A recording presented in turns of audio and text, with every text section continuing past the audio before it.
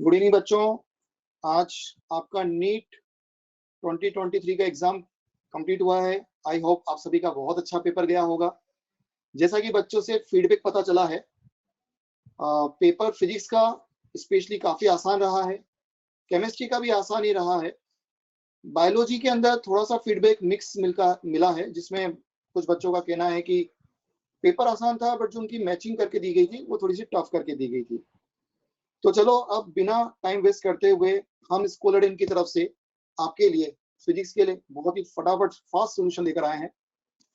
तो स्टार्ट करते हैं। ये मैं आपको बता देता हूं बच्चों, मेरे पास जो भी कोड है ये E4 कोड का पेपर है। अगर आप एग्जैक्टली E4 कोड को फॉलो कर रहे हैं तो आपको सीक्वेंस भी मैच कर जाएगी। पहला सवाल जो E4 के कोड में आया था बहुत ही आसान सवाल था, बिल्कुल फॉर्मूला बेसिस का सवाल था। अगर हम इसका सोल्यूशन देखेंगे तो यहाँ पे पूछा है कि the ratio of the frequency of the fundamental open organ pipe और क्लोज ऑर्गन पाइप। तो बच्चों आपको पता होना चाहिए कि जो ओपन ऑर्गन पाइप होती है उसकी फंडामेंटल फ्रीक्वेंसी होती है V/2L। सिमिलरली अगर हम क्लोज ऑर्गन पाइप की बात करेंगे तो उसकी फंडामेंटल फ्रीक्वेंसी होती है V/4L। इस स्थिति में अगर हम इन दोनों का रेशियो लेते हैं ओपन अपॉन क्लोज्ड, आप सिंपली देखेंगे it will comes out 4/2 which can be written as 2:1। यहाँ पर कुछ बच्चों से कुछ गलती क्या हो जाती है, वो चूंकि रेशियो था तो 1:2 2:1, यहाँ पर वो बच्चे फंस सकते थे। तो यहाँ पर अगर आप देखेंगे सिंपल सा हमारे पास ऑप्शन आ जाएगा, option number second. Second question की तरफ चलते हैं। बहुत ही आसान था पहला सवाल बच्चों, मानना है कि सभी बच्चों ने लगभग सही किया होगा। सेकंड क्वेश्चन भी बहुत ही आसान था। हाइड्रोजन स्पेक्ट्रम की बात करिए, लाइमन बामर पास्चर, नाम सभी को आ गया होगा एकदम से। बामर के बारे में बात की गई है, shortest wavelength in the Balmer series. Shortest, अब आपके दिमाग में जाना चाहिए था कि अगर वेवलेंथ शॉर्टेस्ट है तो बच्चों करस्पॉन्डिंग एनर्जी मैक्सिमम होगी, क्योंकि फॉर्मूला था Sc/λ। तो यहां से अगर आप देखेंगे n=1, n=2, n=3 up to n=इंफिनिटी। हमको बोला है कि the shortest wavelength in the Balmer series, Lyman Balmer, यानी n=2 में आने वाला। चूंकि लैम्डा मिनिमम है तो एनर्जी सबसे ज्यादा आएगी, तो कहां से जंप करा के लाना था, इंफिनिटी से। ऐसी स्थिति में जो लैम्डा निकल के आएगी हम उसको Sc/λ से लिख सकते हैं। Energy at infinity minus energy in second orbit. Infinity में सभी को पता है रेफरेंस एनर्जी 0 है, तो 0 डालते हुए सेकेंड ऑर्बिट की एनर्जी का फॉर्मूला था -13.6 Z² अपॉन n²। तो माइनस माइनस हो गया प्लस 13.6 Z, हाइड्रोजन बोला गया है तो Z² अपॉन हमारे पास बोली गई है बामर, बामर हो जाएगी सेकेंड सीक्वेंस तो 2 का स्क्वायर। अब वो बोल रहा है कि अगर यही चीज शॉर्टेस्ट वेवलेंथ ही पूछिए, देखिए ब्रैकेट के लिए पूछ ली, तो यानी Sc/λ डैश। फॉर्मूला अगर हम डायरेक्ट लगा दें तो यहाँ पर भी 13.6 आएगा इंटू 1 का स्क्वायर आएगा whole divided by Lyman Balmer Paschen bracket, ये सभी को पता होगा। तो यहाँ पे 4 का स्क्वायर हो जाएगा, और सिंपली जब आप इसका लैम्डा डैश अपॉन लैम्डा करेंगे तो ये 16 divide by 4 and comes out to be, अगर आप देखेंगे तो यहाँ पे 2 का स्क्वायर हो जाएगा और ये 16 का स्क्वायर हो जाएगा, और यहां से अगर आप देखेंगे तो यहाँ से कितना आ जाएगा 4, एंड सिमिलरली आंसर आ गया आपके पास 4 लैम्डा। तो बच्चों करेक्ट आंसर क्या हुआ इसका, second option. Okay, got it. I think काफी बच्चों को बहुत आसान सवाल लगा होगा, ये भी फॉर्मूला बेसिस का ही था। अब हम लोग हमारे तीसरे सवाल की तरफ चलते हैं, थोड़ा फास्ट सोल्यूशन लेंगे तो बात बिल्कुल नहीं करेंगे। क्वेश्चन नंबर थर्ड, ये कुछ बच्चों को हो सकता है थोड़ा सा अच्छा लगा हो, क्योंकि जैसे उन्होंने पहली लाइन पढ़ी एन एसी सोर्स ले लिया होगा, कैपेसिटर को कनेक्ट कर दिया होगा। Due to the decrease in operating frequency, primary हमारी कोशिश जाती है XC पर। अगर बच्चों आप यहां से इसको करने के काफी सारे तरीके थे, बट अगर आप ऑप्शन पढ़ेंगे तो उसने कहा है कि कैपेसिटिव रिएक्टेंस इंक्रीजेस डिक्रीजेस, और एक ऑप्शन और बोला है डिस्प्लेसमेंट करंट। कैपेसिटिव रिएक्टेंस सभी को पता होता है 1/ω/C, और जैसा कि एग्जामिनर बोल रहा है कि फ्रीक्वेंसी को कम किया जा रहा है, ओमेगा को कम किया जा रहा है, तो कैपेसिटिव रिएक्टेंस तो बढ़नी ही चाहिए, बट ऐसा कहीं पर ऑप्शन में नहीं है। ये ऑप्शन गलत हो गया, ये ऑप्शन गलत हो गया। बाकी के अगर आप दो ऑप्शन देखेंगे तो डिस्प्लेसमेंट करंट को लिए गए हैं, डिस्प्लेसमेंट करंट। अब देखिए डिस्प्लेसमेंट करंट हर बच्चे के पास अपनी अपनी कैपेबिलिटी होती है। कुछ बच्चे कहेंगे कि सर हम तो डिफरेंशिएट कर देंगे D Q by D T, बिल्कुल सही है, D by D T, Q की वैल्यू लिख देंगे सीवी, सी को ले लेंगे बाहर, D by D T, AC source लगा रखा है तो एसी सोर्स की इक्वेशन हो जाएगी वी बराबर V naught sine omega into T, omega मतलब फ्रीक्वेंसी हो गई, डिफरेंशिएट कर देंगे तो सी वी नॉट बाहर आ जाएगा, साइन का डेरिवेटिव कॉस ओमेगा टी में चला जाएगा, इनटू ओमेगा आ जाएगा। तो यहां से आप देख सकते हैं कि अगर आपने ओमेगा को इंक्रीज किया तो आपकी डिस्प्लेसमेंट करंट भी बढ़ जाएगी। इसलिए बच्चों कौन सा आंसर आपका यहाँ पे करेक्ट होगा? अब वो बोल रहा है कि सॉरी यहाँ पे बोल रहा है कि डिक्रीज कर रहे हैं, तो अगर हम ओमेगा को डिक्रीज कर देंगे तो डिस्प्लेसमेंट करंट भी डिक्रीज कर जाएगी। इसलिए बच्चों करेक्ट ऑप्शन कौन सा आ गया हमारे पास? Third option. एग्रीड? कुछ बच्चे हो सकता था यहाँ पर दिमाग से भी सोचते कि इतनी कैलकुलेशन की जरूरत नहीं है सर, डिस्प्लेसमेंट करंट फ्लक्चुएशन के ऊपर डिपेंड करता है। अगर आप फ्रीक्वेंसी कम करेंगे तो फ्लक्चुएशन कम होंगे, फ्लक्चुएशन कम होंगे तो ऑटोमेटिक आपकी डिस्प्लेसमेंट करंट कम हो जाएगी। तो इतनी मैथमेटिक्स भी करने की कोई जरूरत नहीं थी। चलिए बच्चों, आप देख सकते हैं स्कोलरडेन का लास्ट काफी सालों में काफी अच्छे अच्छे रिजल्ट आए हैं और इसी सीक्वेंस को हम बढ़ाएंगे और हम क्वेश्चन नंबर 4 पे आएंगे। क्वेश्चन नंबर 4 में थोड़ी सी अच्छी क्वालिटी थी। उन्होंने बोला था temperature of the gas initially was -50 degree Celsius. तो सबसे पहले तो हम क्या करेंगे, -50 डिग्री सेल्सियस में 273 को ऐड कर लेंगे। ऐसा करने पर ये बन जाएगा 223। एग्री बच्चों? ओके। अब क्या बोलता है, to what temperature the gas should be heated so the RMS speed increase by बच्चों ये वर्डिंग थोड़ी सी इंपॉर्टेंट थी। जल्दीबाजी में हम क्या करते हैं, देखिए इनिशियल स्पीड मान ली √3RT/m, सभी को ये फॉर्मूला पता है, तो it is directly proportional to the T। आपको ये पता होना चाहिए कि यहाँ पर टेम्परेचर केल्विन में रखा जाता है। अब बात की स्पीड जल्दीबाजी में बच्चे यहाँ पर 3v लिख देते हैं। इसके लिए मैं कहूंगा बच्चों यहाँ पर आपको बाय को अंडरलाइन करना चाहिए था। इट इज नॉट द 2, अगर 2 लिखा होता इंक्रीज 2 3 टाइम्स तब आप 3 लिख सकते थे। यहां पर आपको लिखना है 4v, 3 से बढ़ाएंगे, ऑलरेडी 1 था, it become 4v। Now you have to calculate t dash. तो सिंपल सा रेशियो बन जाएगा v upon 4v is equal to √223 upon t dash. और यहां से जब आप t डैश की वैल्यू निकालेंगे तो ये सिंपल सी हो जाएगी 16 इंटू 223। बच्चों आपको पता होना चाहिए ये आंसर आपको वापस केल्विन में आएगा। बट जब आप ऑप्शन देखेंगे तो ऑप्शन में आपको दिख रहा है डिग्री सेल्सियस, हालांकि 2 ऑप्शन केल्विन में भी है। When you multiply this data and finally get the answer subtracting 273, इस पूरे में से आपको क्या करना पड़ेगा, 273 को सब्ट्रैक्ट करना पड़ेगा and finally your answer comes out to be 3295 degree Celsius. So the correct answer should be second option. Agreed बच्चों? कोई डाउट है किसी को?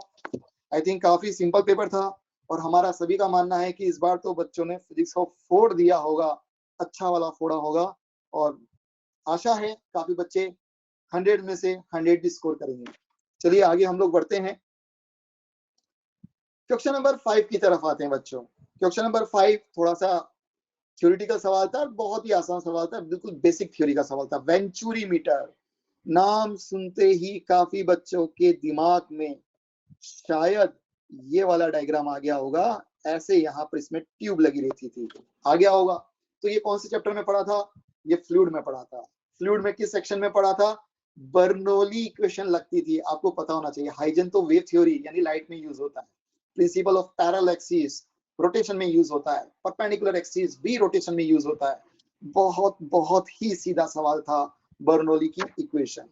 आगे बढ़ते हैं, 5 सवाल हमारे हो चुके हैं, अभी तक मुझे एक भी सवाल टफ नहीं लगा, आपको भी बिल्कुल भी टफ नहीं लगा होगा। चलिए आगे बढ़ते हैं, क्वेश्चन नंबर 6। क्वेश्चन नंबर 6 भी थोड़ा सा बोलेंगे बहुत ही बेसिक सवाल था। Angular acceleration of a body moving along the circumference of a circle. देखिए बच्चों, ये हमने एक सर्कल बना दिया, 3D में भी बनाते। अब ये तो आपको बहुत ही स्टैंडर्ड थ्योरी में पता था कि जब कोई चीज घूम रही होती है तो उसके पास लीनियर और एंगुलर 2 प्रकार के पैरामीटर होते हैं। बच्चों एंगुलर एक्सेलेरेशन एंगुलर पैरामीटर है जिनकी डायरेक्शन एक्सियल डायरेक्शन होती है, एक्सिस के अलोंग होती है। तो यहाँ पर चूंकि उसने ये नहीं बोला था कि स्पीड बढ़ रही है घट रही है, हालांकि ऐसा ऑप्शन भी उन्होंने नहीं दिया, तो जब कोई बॉडी इस प्रकार से घूमेगी and you use your right hand thumb, either the direction may be up or down, depends whether the speed is increasing or decreasing, but in both cases the answer must be along the principal axis or the axis of the rotation. So the correct answer should be along the axis of rotation. बहुत ही आसान सवाल था। मेरा ये मानना है कि starting के 6 सवाल लगभग बच्चों ने 6 मिनट से भी कम समय में कर लिए होंगे। आगे बढ़ते हैं बच्चों, बेस्ट ऑफ लक, आपके भी अच्छे नंबर आएंगे। क्वेश्चन नंबर 7, करंट इलेक्ट्रिसिटी का सवाल, बहुत बेसिक सवाल। करंट पूछा है, डायरेक्शन पूछी है। देखेंगे तो 2 बैटरी है। सवाल करते समय बोला था पोलैरिटी को जरूर चेक करिए, माइनस प्लस प्लस माइनस। बच्चों पोलैरिटी उल्टी है, ये दोनों बैटरी ऐड नहीं होगी, सब्ट्रैक्ट हो जाएगी। और जब आप सर्किट का करंट निकालेंगे तो बैटरी का नेट ईएमएफ अपॉन बैटरी में नेट रेजिस्टेंस को लिखेंगे। 10 - 5 यानी टोटल बैटरी का वोल्टेज हो गया 5। ओके, टोटल रेजिस्टेंस काउंट कर लीजिए, 3, 2 + 1 + 7 become 10, so the answer will be 1/2, that is a 0.5 ampere. देखिए जिसने भी पेपर बनाया उसने ज्यादा दिमाग लगाया नहीं, 0.5 का एक ही ऑप्शन है। डायरेक्शन देखने की कोई जरूरत नहीं है, नीट के अंदर स्पीड मेंटेन करनी है, टिक करूंगा आगे बढ़ूंगा। बट अगर डायरेक्शन भी होती और किसी बच्चे को चेक करना है तो आप देख सकते हैं बच्चों 10 वोल्ट की बैटरी डोमिनेंसी में आएगी, और जब 10 वोल्ट की बैटरी डोमिनेंसी में आएगी तो इफेक्टिव करंट 10 वोल्ट की बैटरी के अकॉर्डिंग चलेगा, और 10 वोल्ट की बैटरी के अकॉर्डिंग चलेगा तो आप डायरेक्शन ए टू बी बोलेंगे, किस पॉइंट पर, ई पॉइंट पर, तो वो डायरेक्शन भी आपकी मैच कर गई। वेरी गुड, आगे बढ़ते हैं बच्चों। बहुत ही आसान पेपर, बच्चों का फीडबैक है, बहुत ही आसान पेपर था, ठीक है ना, स्पेशली फॉर फिजिक्स। आगे बढ़ते हैं बच्चों, ये सवाल भी काइनेमेटिक्स का था, सिंपल सा चेंज इन वेलोसिटी का सवाल था। हालांकि जनरली बच्चे यहाँ पे कुछ गलती कर देते हैं, वो गलती ये होती है कि वो सब्ट्रैक्शन करने के बजाय ऐड कर देते हैं। इसमें हमसे पूछा है कि football player is moving southwards. जैसे ही बच्चों आप नॉर्थ साउथ का नाम सुनते हैं आपके दिमाग में ये डायग्राम आ जाना चाहिए। अब आपको बोला जाता है कि वो पहले साउथवर्ड्स चल रहा था, यानी उसकी इनिशियल वेलोसिटी हो गई साउथवर्ड्स। लेट्स, इसकी मैग्नीट्यूड कितनी है, v। फिर आगे बोलता है सडनली टर्न्स ईस्टवर्ड। अब ईस्टवर्ड तो पता होना चाहिए, ईस्टवर्ड राइट में घूम जाएगा, ये ईस्टवर्ड आ चुका है, यानी फाइनल वेलोसिटी हो गई ईस्ट डायरेक्शन में। आगे क्या बोलता है, द फोर्स दैट एक्ट्स। अब ऑब्वियस सी बात है बच्चों, वेलोसिटी चेंज हुई है, एक्सीलरेशन आया होगा, फोर्स आया होगा। Force is equal to change in momentum upon time taken. Momentum में चेंज होता है, change in velocity into mass upon T. ये दोनों फैक्टर तो हैं स्केलर, यानी डायरेक्शन कौन डिसाइड करेगा बच्चों, केवल और केवल डेल्टा वी। तो अब आपको डेल्टा वी करना था, चॉइस तुम्हारी है, वेक्टर डायग्राम से करना चाहते हो या आई कैप जे कैप से करना चाहते हो। मैं वेक्टर डायग्राम से कर रहा हूं। ये होता है फाइनल माइनस इनिशियल, यानी फाइनल वेक्टर में इनिशियल को उल्टा करके जोड़ेंगे। फाइनल वेलोसिटी इस डायरेक्शन में थी, इनिशियल वेलोसिटी नीचे थी, बट हमको उसका माइनस ऐड करना है, माइनस यानी हम इधर की तरफ ले लेंगे माइनस वी इनिशियल। आप लोगों को parallelogram law of vector addition दिख रहा होगा, क्योंकि दोनों का मैग्नीट्यूड बच्चों बराबर है, दोनों का मैग्नीट्यूड बराबर है तो रिजल्टेंट बिल्कुल बीचों बीच चला जाएगा, मिड से क्रॉस कर जाएगा। और जैसे ही आपने ये डायग्राम बनाया तो आपको समझ में आएगा north south east west, so the answer is towards north east. North east कौन सा ऑप्शन दिख रहा था, पहला गलत, दूसरा गलत, यस, तीसरा दिख गया नॉर्थ ईस्ट। आई थिंक काफी आसान था। इसमें कुछ बच्चों ने शायद गलती कर सकते हैं, क्योंकि जल्दीबाजी में बच्चे क्या करते हैं, इस वेक्टर को और इस वेक्टर को ऐड कर देते हैं। ये ऐड करना गलत है। चलो बच्चों आगे बढ़ते हैं। अभी तक के जो 8 सवाल थे काफी आसान थे, और होपफुली आगे के भी सवाल आसान ही रहे होंगे, ठीक है। ये वापस हमारे पास, आप इसको चाहें तो वर्क फॉर एनर्जी बोल सकते हैं। स्प्रिंग का एक स्ट्रेट फॉरवर्ड क्वेश्चन आया है। स्प्रिंग की पोटेंशियल एनर्जी, सभी बच्चों को फॉर्मूला याद होगा, हाफ के एक्स स्क्वायर। ये सिंपल सा फॉर्मूला। देखिए, अगर जो मुझे इसकी लैंग्वेज समझ में आ रही है, the spring is stretched by 8 centimetre, find the ratio, find the final potential energy. दोनों ही डेटा सेंटीमीटर सेंटीमीटर है, कन्वर्ट करने की कोई जरूरत नहीं है, रेशियो कट जाएगा। तो यू इनिशियल उसने यू बोली है, हाफ के 2 का स्क्वायर, फिर वो यू डैश पूछना चाहता है जो कि 8 सेंटीमीटर की स्ट्रेचिंग पे होगी, हाफ के 8 का square. You have to simply take their ratio. When you take their ratio, your answer will be 4/64. ये जिस बच्चे से हमको मिला है, शायद उसने इस सवाल का आंसर गलत कर दिया है। यहाँ पे उसने 4u टिक कर दिया है। आई डोंट नो इतना सिंपल सवाल उसने कैसे गलत किया, हो सकता है कुछ कैलकुलेशन मिस्टेक हो गई हो जैसे। ओके, तो यहाँ पे अगर आप देखेंगे तो 2 का स्क्वायर 4 हो जाएगा, 8 का स्क्वायर हमारे पास 64 हो जाएगा। और यहाँ पर अगर हम देखेंगे तो मेरे से भी जल्दीबाजी में बात करते करते कैलकुलेशन मिस्टेक हो गई थी, तो 1/16 लिखना पड़ेगा। और 1/16 जैसे ही लिखेंगे तो हमको दिख जाएगा u dash is equal to 16 times of u, यानी ये 16 टाइम्स हो जाएगी। तो बच्चों, आपको कौन सा ऑप्शन करेक्ट दिख रहा है? मुझे तो 4th ऑप्शन दिख रहा है, सभी को 4 दिख रहा होगा। आगे बढ़ते हैं। चलिए, 9 सवाल तक हम लोग पहुंच चुके हैं। हालांकि चूंकि हम ज्यादा है, बट जिस बच्चे ने प्योर पेपर के इंटेंशन से इन सवालों को सोल्व किया होगा, तो मेरा मानना है कि हार्डली वो 8 to 9 मिनट में यहाँ तक पहुंच चुका होगा। स्टिल बहुत सारा समय बाकी है, ठीक है। ये फिजिक्स के सॉल्यूशन हम आप लोगों के लिए लेकर आए हैं, ठीक है। ये बहुत ही स्ट्रेट फॉरवर्ड, मतलब मेरे ख्याल से तो सभी बच्चों का फेवरेट आंसर है। ये सवाल का शायद आंसर भी याद होगा, फिर बच्चे ने देखो यहाँ पे गलती करके है, जिस बच्चे का हमें पेपर मिला है, ठीक है ना। यहाँ पर अगर देखेंगे, a vehicle travels half distance with speed v, half distance obvious सी बात है फर्स्ट हाफ होगा, and remaining distance with the 2v। तो आपको पता होना चाहिए, अगर a से कोई जर्नी स्टार्ट होती है और b तक जाती है, हाफ यानी मिड पॉइंट की बात कर रहा है, और फर्स्ट में आपकी स्पीड v1 जिसकी की वैल्यू यहाँ पर v है, और सेकंड जिसकी की स्पीड v2 जिसकी की वैल्यू 2v दे रखी है, इसकी एवरेज पूछी है। बच्चों, फॉर्मूला याद होगा सभी को, एवरेज स्पीड जब डिस्टेंस की इक्वलिटी होती है 2v1 v2 upon v1 plus v2।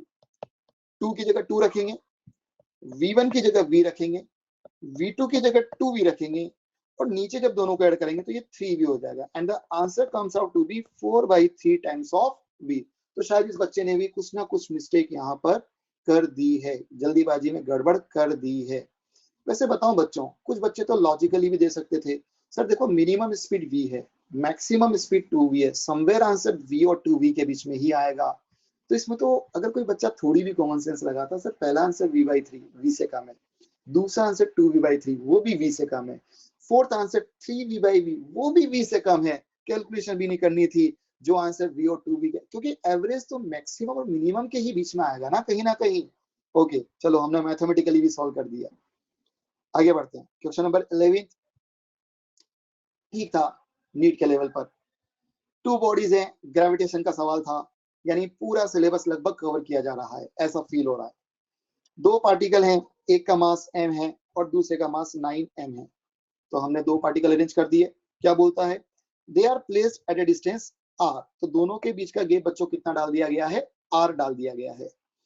अब यहां से अगर हम पूछेंगे तो gravitational potential on the line joining the two bodies where the gravitational field equals to 0। बच्चों, यहां पर पहले तो हमें पॉइंट पता करना पड़ेगा, ग्रेविटेशनल फील्ड कहां पर 0 होता है। हमने इससे भी काफी अच्छे सवाल किए हैं। आपको ये पता होता है कि जब दोनों मासेस, क्योंकि मासेस में तो सेम नेचर ही रहेगी, प्लस मास ही रहेगा, इलेक्ट्रोस्टैटिक से कंपेयर भी कर सकते हैं, तो छोटे वाले पॉइंट के पास ये आंसर आता था। तो मान लेते हैं P पॉइंट पर आंसर इलेक्ट्रिक फील्ड यानी ग्रेविटेशनल फील्ड 0 आता है। दूरी कितनी मानते हैं, x।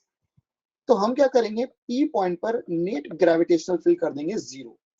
लेफ्ट वाले की वजह से आएगा gm/x स्क्वायर, और राइट वाले की वजह से आएगा g9m/r-x का होल स्क्वायर। थोड़ी सी मैथमेटिक्स थी, अगर आप इसको सिंप्लीफाई करेंगे, r-x/x का होल स्क्वायर, स्क्वायर में इसलिए नहीं लगा रहा क्योंकि मैं नेक्स्ट स्टेप में रूट लेने वाला था और मैंने तुरंत एक स्टेप काटी, 9/1 का मैंने रूट ले लिया और इसको 3 लिख दिया। प्लस माइनस नहीं लगाएंगे बच्चों क्योंकि बाय डिफॉल्ट हमें पता है कि हमारा x पॉजिटिव आएगा, दोनों के बीच में आंसर आता था। थोड़ा सा अगर हम यहां से इसको सिंप्लीफाई करेंगे तो you will get r equals to 4x, 3x x, समझ में आ गया होगा। x की वैल्यू आ जाएगी r/4। इससे तो हमें ये पता चला कि किस पॉइंट पर हमें पोटेंशियल निकालना है। Now we recalculate the data for the potential, यानी अब हमें p पॉइंट पर पोटेंशियल निकालना है। सभी को पता है ये पोटेंशियल m के कारण आएगा और ये पोटेंशियल 9m के भी कारण आएगा। अब देखिए पोटेंशियल का फॉर्मूला तो बच्चों याद होना चाहिए, पोटेंशियल का फॉर्मूला बच्चों याद होना चाहिए, KQ/R इलेक्ट्रोस्टैटिक्स में था और यहाँ पे आएगा -GM/R, तो -GM। Now the R was the distance और ये डिस्टेंस आपको x जिसकी वैल्यू हमने निकाली r/4, तो 4 चला गया हमारे पास ऊपर, कैलकुलेशन फास्ट होनी चाहिए। फिर हम लोग लगाएंगे -G9m अपॉन, अब आपको ये दूरी समझनी पड़ेगी, ये दूरी आएगी आपके पास r-x। अगर आपकी कैलकुलेशन फास्ट है तो r में से r/4 कम करेंगे तो 3r/4 आ जाएगा, 3r एंड 4 बच्चों ऊपर की तरफ भेज दिया गया है। तो you can simply check -gm upon r, आप कॉमन ले लेंगे, ये बचेगा 4 प्लस, अच्छा थोड़ी सी कैलकुलेशन फास्ट कर लेते हैं, यहीं पर काट देते हैं, 12 कर देते हैं, 16 कर देंगे, -16 GM अपॉन R। काफी थोड़ा सा कैलकुलेटिव मानेंगे, जो कंपेयर टू लास्ट ईयर के पेपर आते थे उसके मुकाबले तो कोई कैलकुलेशन नहीं है, बट इस पेपर में शायद ही बहुत रेयर के पेपर क्वेश्चन ऐसे हैं जिनमें कैलकुलेशन, तो उसमें से एक थोड़ा बहुत ये भी है। तो हम इसके ऊपर थर्ड ऑप्शन को टिक करते हुए आगे की तरफ बढ़ेंगे। अब बच्चों हमारे पास आता है क्वेश्चन नंबर 12। हम समझा रहे हैं, एक एक चीज को तरीके से लिख रहे हैं, इसलिए हमको थोड़ा सा टाइम ज्यादा लग रहा है। एज ए स्टूडेंट सोल्व करेंगे तो यहाँ तक 12 क्वेश्चन तक पहुंचने में मेरा मानना है कि 2-3 तो बिल्कुल स्ट्रेट फॉरवर्ड थ्योरेटिकल आ गए थे, तो 10 मिनट के अंदर बच्चे लगभग पहुंच जाएंगे। ये सवाल हमारे पास सेमीकंडक्टर टॉपिक से आ चुका है। A full wave rectifier circuit consist of 2 PN junction diode. सभी को पता होना चाहिए रेक्टिफायर सर्किट की इमेज कुछ ऐसी होती थी बच्चों, याद आया नहीं आया? आई थिंक सभी को याद आया होगा, अरे बोलो। ऐसा करके हम लोग इस सर्किट को देखते थे। ओके, यहाँ पे क्या बोलता है, इसकी इंपॉर्टेंट लाइन पढ़ना, ये प्रोसीजर, ये इसको ट्रांसफार्मर बोलते थे। कैपेसिटर भी इन्होंने यहाँ पे एक अटैच कर दिया, ऑब्वियस सी बात है, समवेयर यहाँ पे हम एक कैपेसिटर लगा देते हैं। कैपेसिटर की आपको एक प्रॉपर्टी पता होनी चाहिए, कैपेसिटर जो होता है सर्किट के अंदर फ्लक्चुएशन को अवॉइड करता था। यहाँ पे क्या बोलता है, which of these components remove the AC ripple? AC ripple का मतलब होता है up and downs, up and downs. तो यहाँ पर बच्चों ये बिल्कुल स्ट्रेट फॉरवर्ड थ्योरी का सवाल था जो आपको पढ़ाया भी जाता था कि कैपेसिटर लगाने पर रिपल फैक्टर कम हो जाता था। तो यहाँ पर यही कहा था कि रिमूव करना मतलब कम करना, तो हम AC को लगा देंगे, AC से सॉरी कैपेसिटर को लगा देंगे, कैपेसिटर लगाते ही हमारा यहाँ पर फैक्टर भी कम हो जाएगा। तो यहाँ पर हमारे ये 12 क्वेश्चन कंप्लीट हो चुके हैं। नीट के बड़े ही आसान सवाल थे। थोड़ा सा ब्रेक लेकर फिर स्टार्ट करते हैं, ठीक है बच्चों?